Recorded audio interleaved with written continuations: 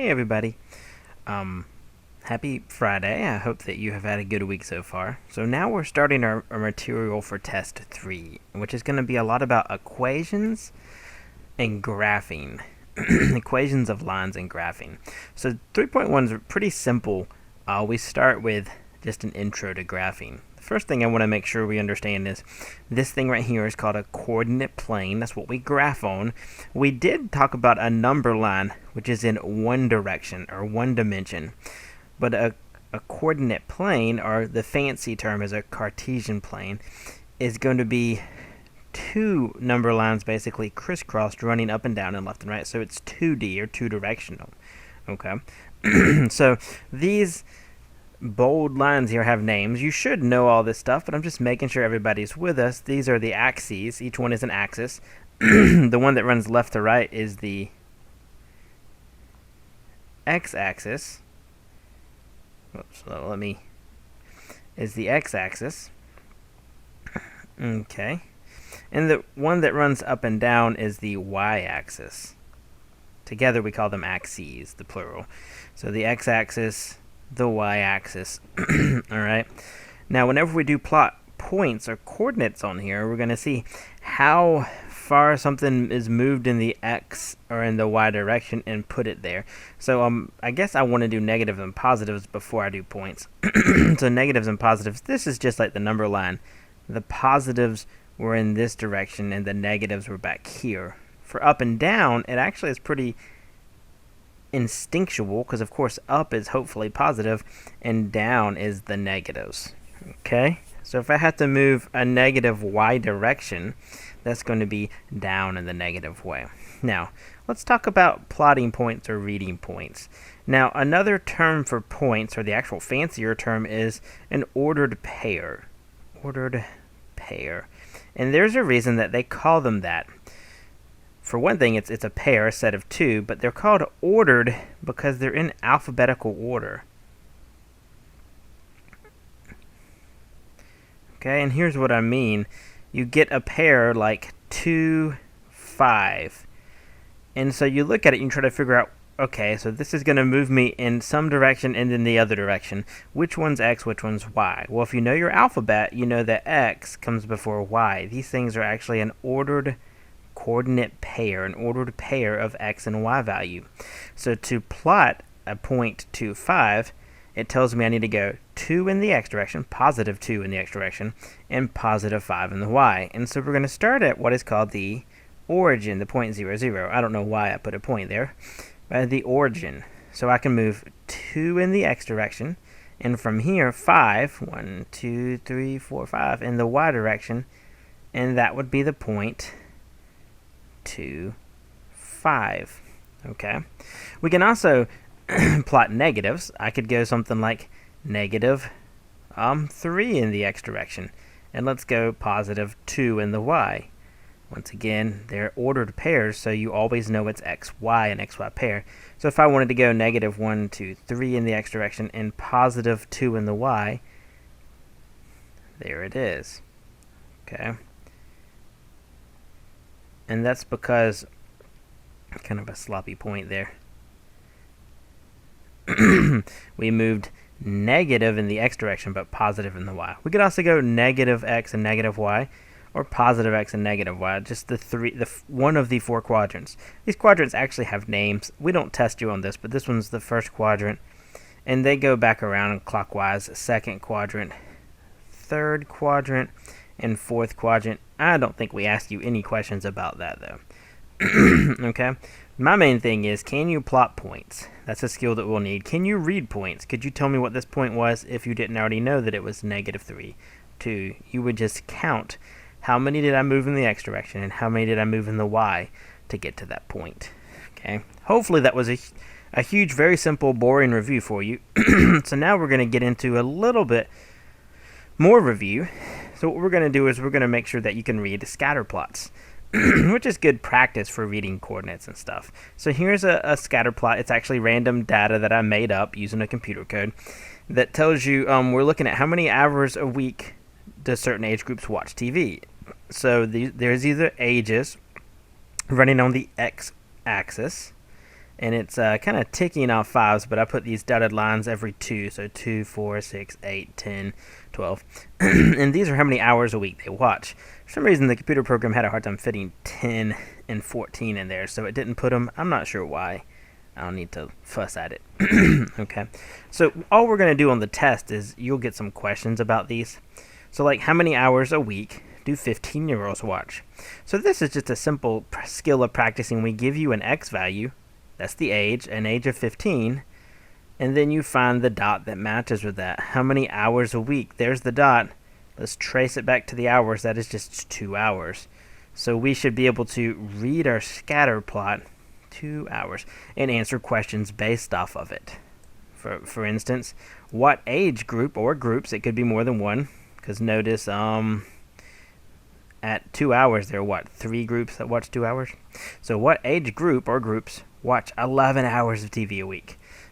So let's go see if we can find what age groups watch 11. So they gave us the time. So here's 10, here's 12, 11 must be in between it. And let's see which ones watch. So the 10-year-olds and the, let's see, 15, 16, 17-year-olds. Was that it? Yeah. So what did I say? The 10-year-olds and 17-year-olds watch 11 hours of TV a week. That's a lot of TV, I guess. I don't know. We don't really watch much here because we're so busy with crazy little children running all over the place. Okay, there's only 2 of them. Feels like a lot. And then we could also ask, besides just reading a point off, could you tell me something about the data from reading the coordinates? What age group watches the least amount of TV? Well, let's see. The amount of TV runs up and down, so where's the lowest amount of TV? It looks like these 2 dots right here, which would be at 1. So that is a 1-year-old and a 5, 6, 7, 8-year-old. So 1 and 8-year-olds. Once again, not real data. I just made that up, okay? So be able to read a scatter plot and answer questions about it. All right. Now, we finally get to what this whole section is about. Let me add an extra page in here. I do want to say that the main tilt of this chapter is going to be about lines. Okay? So we finally get to that. We're going to talk about a few sections about how to graph lines, and we're going to teach you a few ways to do that. We're going to work on the equations of lines as well. Those are the main 2 points in this chapter. And then we add in some extra stuff near the end about functions. Okay? But that's the main tilt. So today we're starting really simple. We want to make sure you can handle points and plots. But because of points, we can handle points and plots, we should be able to graph linear equations. So I want you to be able to graph the following equation. So let's start with a simple one. Y equals 2x minus 5. And this is the first method we're going to teach you. We're going to teach you to make a table of values. Make a table. So we may call it a table or a T-chart. Those mean the same thing. Whenever we tell you to make a table, that table or a T-chart, that just means we're going to make a chart with x and y values, x and y pairs. Okay? And so how we do this is you get to choose whatever x values you want. So let's see, what can I do? I say pick some easy ones. The easiest number to do math with is 0. 1 is pretty easy as well, and you can do 2. We're going to ask for at least 3 points. Okay? You can do more if it makes you feel good, but 3 is the minimum. And so then all we're going to do is you picked these. So you choose some x values. You have to have at least 3. At least 3. And then we need to find the y value. Well, how do I find the y value? Well, I haven't used this guy yet over here, the equation. All I need to do is plug in each x value and see what the y value would have to be to make it a true statement. So this one, I'm going to go ahead and give you a hint, is set up really, oh, that was a horrible line, set up to be kind of easy, okay? So we would need to just take y equals 2x plus 5, or sorry, minus 5, I can't even read, and we need to plop in our x values. we're going to do this for a 0. We need to do this for our other x value, which happens to be 1. And then finally, for our last x value, I'm going to put it over here to make sure I have plenty of space. Ugh, I can't write. 2 blank minus 5. And what is that last x value? It is 2. Now realize, where did these x values come from? We chose them, right? So if one of these is a really difficult number to compute, you could try choosing a different x value. It doesn't matter what x values you use. The x value is completely up to you. So let's see if we can find the y values now. We'll do this in blue. This should be pretty simple. I have 2 times 0 minus 5, and that's going to give me my y value. Well, 2 times 0 is 0. I can handle that. And then 0 minus 5 is negative 5. So we found a y value. Now, this y value is got to be paired with this x value. They are paired. They go together. So this x value is 0, the y value is negative 5. Let's go to our t-chart and find the x value of 0 and pair with it negative 5. Okay? Now I think we're ready to keep going. Let's look at the next one where we plugged in a 1. This one will be plugged in or paired with x equals 1. Let's see, 2 times 1 is 2. And 2 minus 5 is negative 3. So there is the pairing to go with x equals 1. It is y equals negative 3. And then finally, we get to do the last one. Let's see, 2 times 2 is 4. And 4 minus 5 is negative 1. So the pairing is 2, negative 1, 2, negative 1. Now you could choose any x value you want. You could have hundreds of these, but 3 is all we require. So now what I can do is I can plot this xy pair, because we know how to plot points, on my xy grid here, on my coordinate plane, and I should get 3 dots, and those 3 dots should make me a straight line. 0, negative 5. So let's see, 0 in the x direction, so that's no left and right, and negative 5 in the y. 1, 2, 3, 4, 5.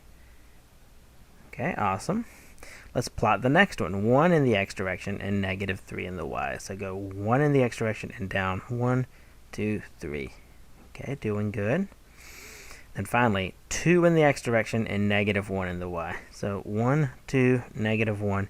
So do these 3 red dots line up? The answer is yes, they do. I'm going to attempt to draw a straight line, which is sometimes comical on my computer here. Okay, actually, that's just so horrible. Let's just try again. Let's cheat. Oh, I told it to go backwards. Undo, undo. There. All right, let's draw a straight line. Notice these points do perfectly line up. Okay, I do ask that you don't just draw a little itty-bitty line. Stretch it all the way across the grid. Okay, because that'll come in handy in a later chapter if you don't draw itty-bitty lines. So I have these 3 points. I draw my line through the 3 points, and I have graphed a line. Okay, that is awesome. Now let me give you a tip. Making a table is a whole lot easier if you have y solved for. Y equals. You'll remember a question on the test asked you to solve for y. That's actually a really good skill because it makes graphing these things, so if I say graph, a lot easier. So for example, 3x plus 4y equals 16. This is going to be really annoying if I try to jump right in to my x, y table. Let me explain why. Just pretend that I pick 0. Well, I'll plug 0 in for x, and then I'm going to have to solve for y. And then I plug 1 in for x, and I'm going to have to solve for y again. And I plug something in for x, I'm going to have to solve for y. I'm going to have to solve for y 3 separate times. Why don't I just start with, let's just start with solving for y. So building off of some information that we already know how to solve this for y. Let's start there. So I'm going to subtract 3x from both sides to move it over. And I will have 4y equals, it doesn't matter what order you write these in. I'm going to go negative 3x plus 16. Okay. And then I need to divide every piece by 4. On the test, some of y'all forgot to put every piece under 4. or over whatever you divided by on your version of the test. So that's y equals negative 3 over 4 doesn't reduce. Let's just leave it as negative 3 over 4 times x plus 16 over 4. It does reduce. That is 4. Okay, awesome. So now I can pick my x values and plug them in. So I'm just going to start with 0.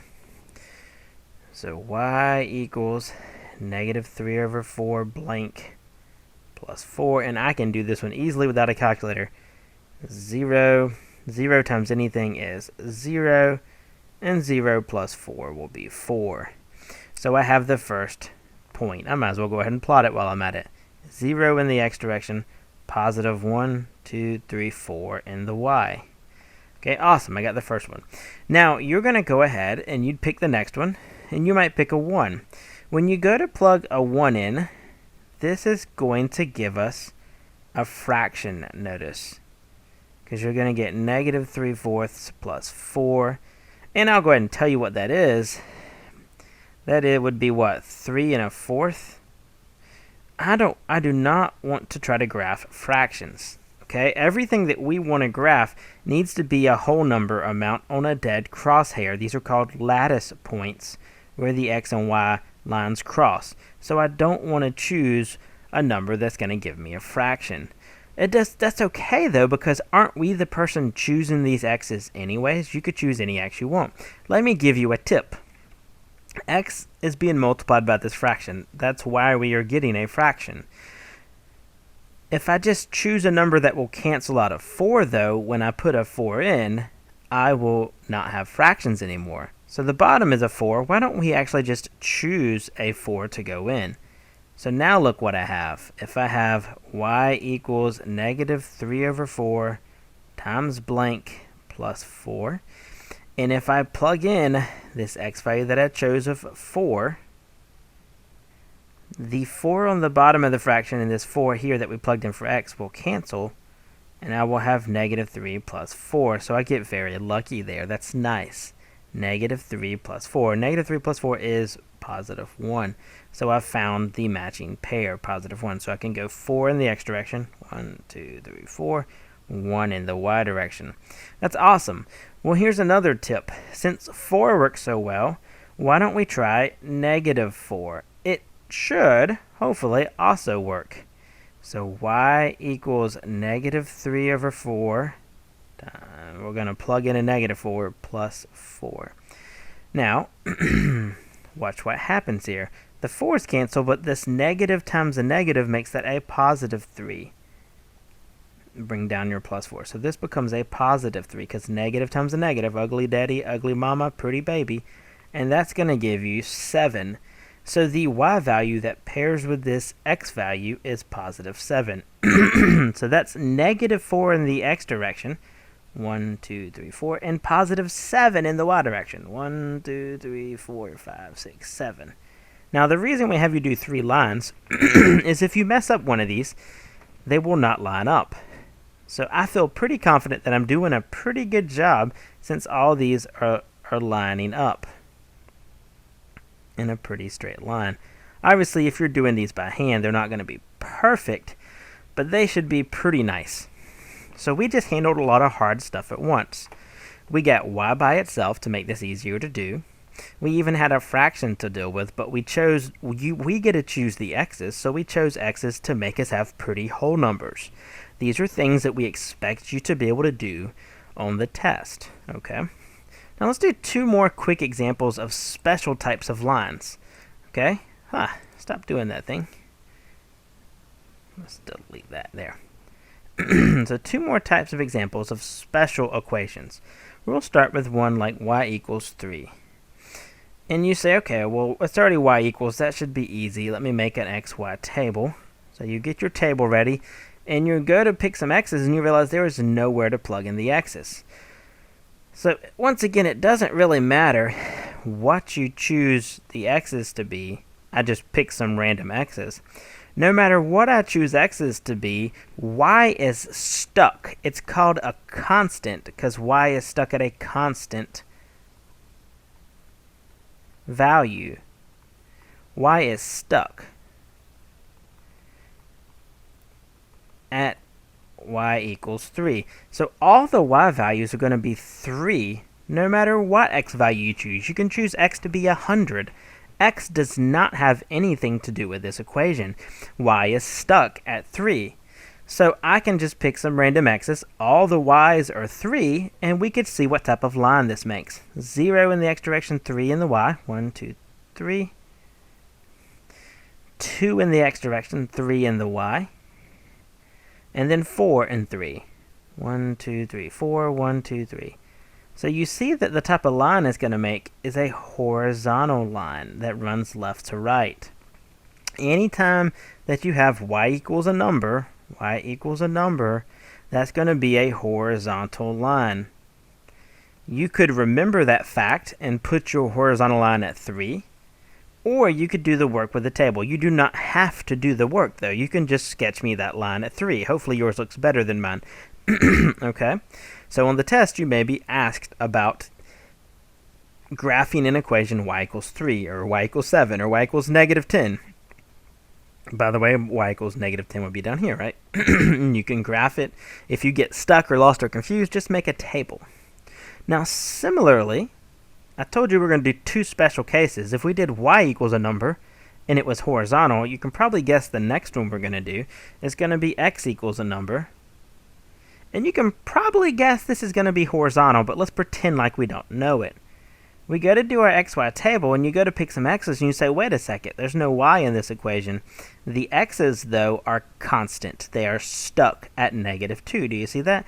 X's have to be negative 2 for our 3 points, because it's constant. It's stuck at negative 2. But since there's nowhere that there's any y's, I can have any y values. This is the only time I get to choose y values.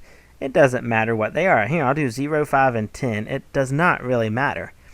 I can plot these points, and let's see what we get. Negative 2, 0 in the y direction. Negative 2, 5 is somewhere along in there. I don't even feel like counting. Negative 2, 10. So this is a vertical line, straight up and down. Attempt to draw it decently. So that is important to know. X equals a number is a vertical line. Okay, you do not have to show the work. If I told you x equaled 5, you could come over here to x equal 5 and draw a vertical line. It does not really matter. Okay, now, so that's all we're starting with today. The big skill is, the whole build-up was, this is the hardest type question we can give you to graph. Got to get y equals, got to pick your x's. You had a fraction, so pick good x's, and then plot them. But that's it for the day, okay? Make sure you do your worksheet and your My Math Lab homework, and I will see you next time.